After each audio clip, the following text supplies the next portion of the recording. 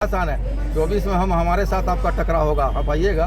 अब ये से बोखलाहट दिखना शुरू हो गया। इस लंबोदर महतो कल एक प्रेस कॉन्फ्रेंस की जिसमें कई तरह का आरोप लगा। आखिर क्या हो गया है अचानक कि माननीय शिक्षा मंत्री और आप पर आरोप लगा रहे हैं? इनका जो बौखलाहट ये बताता है जनता का जो आशीर्वाद उनको 2019 में प्राप्त हुआ था। अब जनता की समस्याओं पर उनको कोई लेना देना नहीं। अब जनता का विश्वास खो चुके हैं और बौखलाहट का ये बौखलाहट एक बताता है कि जहां जनता का भरोसा आपने तोड़ दिया है और जिन जन समस्याओं को लेकर हमने उनसे सवाल किया उन जन समस्याओं को भी आज जवाब नहीं दे पाते हैं। जनता उनको जनप्रतिनिधि विधायक इसलिए बनाया है कि जन समस्याओं का समाधान करे, न कि केवल आग्रह करें। माननीय मुख्यमंत्री से, डीसी से आग्रह करना भी अच्छी बात है, लेकिन सवाल है कि आपके कलम में भी कुछ ताकत होनी चाहिए। अपना भी विधायक का कोई ताकत होता है, उसको फंडिंग मिलता है 5 करोड़ का। केवल आग्रह और केवल धरना प्रदर्शन करते हैं। अब देखे होंगे हर मुद्दे पर वो धरना। और ये हम तो कहेंगे कि पूरे राज्य का एक ऐसा विधायक है कि 50-55 बार धरना दे चुके हैं, लेकिन उसका कोई आउटपुट भी नहीं निकलता है। इसलिए हमने कहा इनको केवल ये धरनाधारी विधायक हैं, आग्रह करता विधायक हैं। इनसे जनता अब उम्मीद और भरोसा भी छोड़ दिया है, जिसका बौखलाहट प्रेस कॉन्फ्रेंस में साफ दिखाई पड़ा।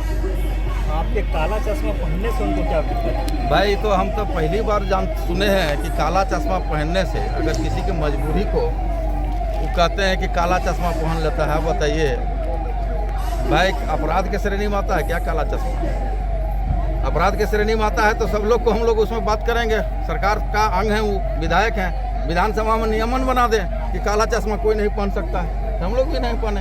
ये बौखलाहट का परिचय है और हमारे ऊपर नाम पकड़ के असंसदीय भाषा में तुम ताम करके अपने आप को कहते हैं पढ़े लिखे। हम इसलिए कभी कभी कहते हैं ओपन यूनिवर्सिटी और फर्जी डिग्रीधारी का यही बयान हो सकता है, इससे ज़्यादा उम्मीद नहीं कर सकता। शिक्षा मंत्री पर वो मैंने बयान दे रहे हैं, हमको लगता है करीब 1 महीना के अंतराल में इस तरह का क्या हो गया है कि इस तरह का बयान? नहीं, बिल्कुल देखिए, हमने कहा कि जनता का विश्वास ही खो चुका है और जिसके चलते ये तिलमिला गया। और जब जनता सवाल पूछती है, जब विपक्ष सवाल पूछता है तो तिलमिला जाते हैं। सवाल है कि देखिए आप ही सोशल मीडिया चलाते हैं, आप अखबार के लोकतंत्र के चौथे स्तंभ हैं। आपने देखा होगा कि लोग इसी लोकसभा क्षेत्र में टुंडी में कार्यक्रम किए थे। आजसू पार्टी का कार्यक्रम हुआ, जहां साफ शब्दों में गोमिया विधायक के द्वारा ये कहा गया था 3.25 करोड़ राज्य की जनता को माननीय मुख्यमंत्री जी ठगने और छलने का काम किया। जिस दिन कैबिनेट में पारित हुआ 15 तारीख को, इनकी 14 को पारित हुआ, 15 का इनकी मीटिंग था, उसमें साफ शब्दों में कहे। और फिर बोकारो वाला जो सरकार आपके द्वार कार्यक्रम था जहां माननीय मुख्यमंत्री आए थे, उसमें कहे सरकार 14 तारीख को बहुत सराहनीय कार्य किए है, स्वागत जो कार्य किए। तो हम ये जानना चाहते हैं कि भाई कब और किस समय में आप किस भाषा का बदलाव करते हैं? अपने शब्दों के लिए करते हैं, अपने फायदे के लिए करते हैं, या अपने कार्यकर्ताओं के बीच में कुछ और बोलते हैं और जनता के बीच में कुछ और बोलते हैं? इसी पर सवाल है, जिस पर व्यंग माननीय मुख्यमंत्री जी के सामने शिक्षा मंत्री किए हैं और उससे जिसके चलते उसका बौखलाहट है। 85 करके साहब एक तरफ 85 बांट के मिठाई बांटते हैं और दूसरी तरफ 32 का डिमांड करते हैं। जब 32 होता है तो कहते हैं 3.25 करोड़ जनता को ठगने का काम किया। ये सस्ती लोकप्रियता हासिल करने का सफल प्रयास है। गोमिया की जनता अब इनका चरित्र, इनका अधिकार क्षेत्र, इनकी ताकत को जान चुकी है। अब जनता इनको 2024 में जवाब देगी और आज से शुरू हो गया इनकी बौखलाहट। वेंडरशिप आपने साला, भाई, पिता सहित अन्य रिश्तेदारों के नाम पर वेंडरशिप लेकर वहाँ पे काम कर रहे हैं। तीसरा है कि धवैया में 20 एकड़ से अधिक जमीन जो है आपने अपने रिश्तेदारों के नाम से ली है। ये आरोप आपके ऊपर लगाया गया है, इसके संबंध में आपको क्या किया? माननीय विधायक जी को पहले ज्ञात होना चाहिए और जानकारी होनी चाहिए कि ललपनिया एक सरकारी इकाई है, गवर्नमेंट की इकाई, राज्य सरकार की इकाई। और राज्य सरकार की इकाई में जब उस सरकार में थे, जब वो 17 वर्षों में सरकार में थे, उस समय उनको ललपनिया कभी याद नहीं आया कि वहाँ कमीशन खोरी चलता है कि नहीं चलता है? इसका मतलब है कि जिस समय उस सरकार में थे उनके तक पहुँचता था क्या? जो आज कह रहे हैं कि कमीशन खोरी वहाँ चल रहा है, ये निराधार और असत्य है। मानसिक रूप से दिवालिया हो चुके हैं। उनका जो है विधायक जी का अपने क्षेत्र में जनता के प्रति और जनता का उम्मीद उनसे टूट चुका है, इसलिए खड़बड़ाहट और बौखलाहट है। दूसरा रह गया कि आप उनका आरोप है कि विधायक जी का ये चुनाव में भी आरोप हमारे ऊपर लगाए थे 2018 में भी 19 में भी कि धवैया में इनका जमीन है। हाँ, मैं धवैया में रैयत भी स्थापित हूँ, शायद उनको ज्ञान नहीं है। और धवैया में हम लोग हमारे 1947 में हमारे दादाजी दान दिए हैं रविदास लोगों को 2 एकड़ 98 डिसमिल जानमार्ग में रैयत भी स्थापित हैं।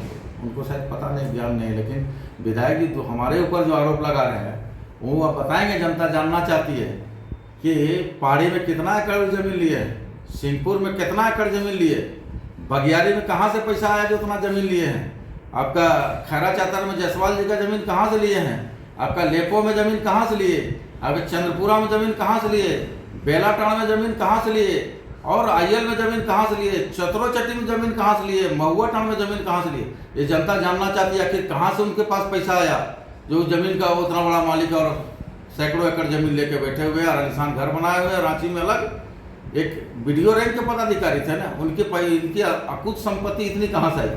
क्या उनके पास नोट छापने की मशीन है क्या जो छापते हैं? आरबीआई उनके यहाँ पर चलता है कि नोट छापे और वो संपत्ति खरीदते जा रहे हैं।